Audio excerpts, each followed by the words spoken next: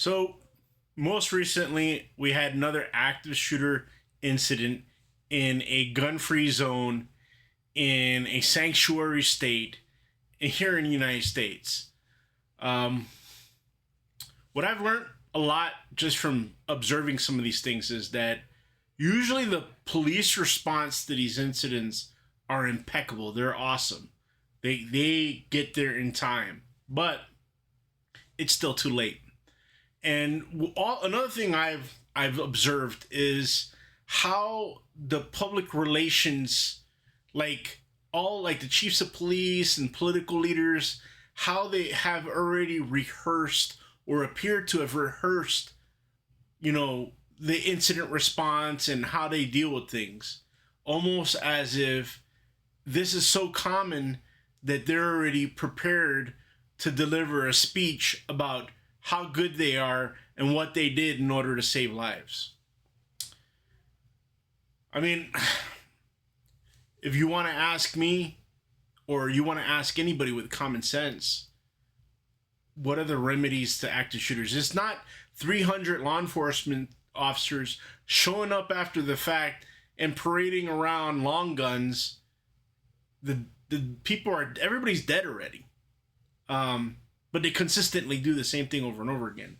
So maybe it's locked doors. Maybe it's a good physical security plan. Maybe it's a well-established SEBTED map and barriers. And maybe it's hiring a security team to protect your critical infrastructure. Not one armed guard, but a security team. I don't know. I won't necessarily Monday morning quarterback any critical incident, because there are other factors involved here. There are other things, other ingredients that people don't know. I don't know. You don't know.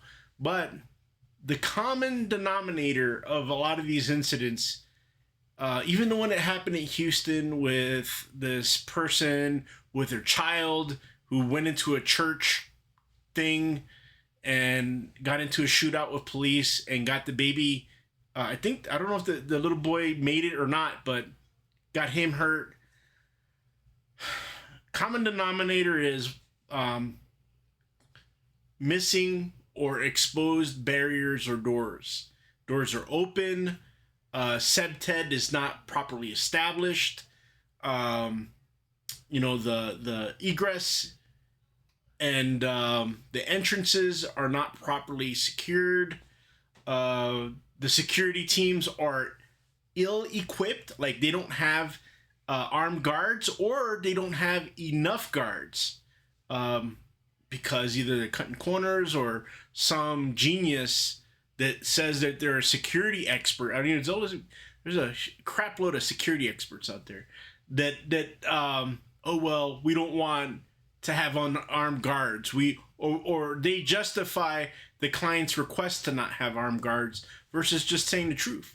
Hey, you know what? If you're going to use my services, if you're going to use Citizen Guard Agency, you will receive a team of guards, armed guards who are prepared, well-trained, well-equipped, and mentally, physically, and spiritually prepared to protect life and property. But a lot of people don't want to talk about that. They don't want to say that. They want to say, oh, well, these are our responses, and then they get real policey. They start talking about gram factors and stuff like that, but they're not cops. They're guards, right? So it should be very simple. They're going to stand a post. They're going to make sure no aggressor makes into the bubble, the protected area, and they will use any force necessary in order to stop a threat. Any force necessary to stop a threat. And incident occurs, they will call the police, and the police will respond after they have already done whatever they needed to do and taken it to the level they needed to do to protect life. Real simple. Okay? They can do it. It can happen together. But the ultimate thing is that you have a team of armed guards prepared to protect. And in this instance that happened in California, to protect young children. I mean, I don't know.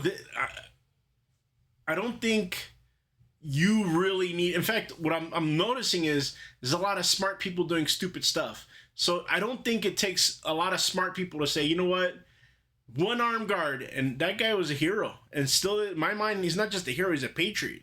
He saved. If it wasn't for that one armed guard, maybe 100 people would have died, or 50, or more. But because of him, you know, a lot of lives were saved.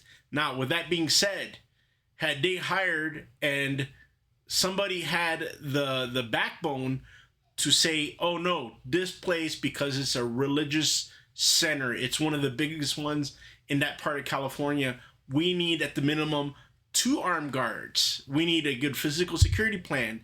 We need to establish SEBTED. We need to know what the barriers are going to be. Had they done all these steps and had a well-defined, well-established package, more than likely, maybe one person would only died, or none at all. Because, remember, bad guys, bad girls, bad people look for soft targets. When a target becomes too resilient and too hard to overcome, most times they give up. But if they don't give up, you still have the ability to push it back in order to buy time. So then, when law enforcement does arrive, maybe you give them a chance to actually get some, right? As far as getting and dealing with and terminating the bad person, the threat. But this is not what's going on, folks. The incident happens, people die, and then law enforcement shows up pretty much to clean up the mess. And we've been doing this consistently for a few years now, where it's always this like aftermath. And I don't know, but it sure looks like the law enforcement leaders and politicians are like literally reading from a script and rehearsed when it comes to talking about the facts and having to interact with the human beings, with the public, about why people are dying in these incidents. Number one, we know for sure the source is a bad person with some stupid things in their head that we can't make sense of, and their only way of solving their problem is violence. We know for sure it's a bad person doing bad things, has access to guns or explosives or knives wherever they are. But what is that organization's responsibility, and how should they be prepared, and how even the local law enforcement should be interacting with them in order to help them prepare for these threats? Look forward to your thoughts. Talk to you guys soon.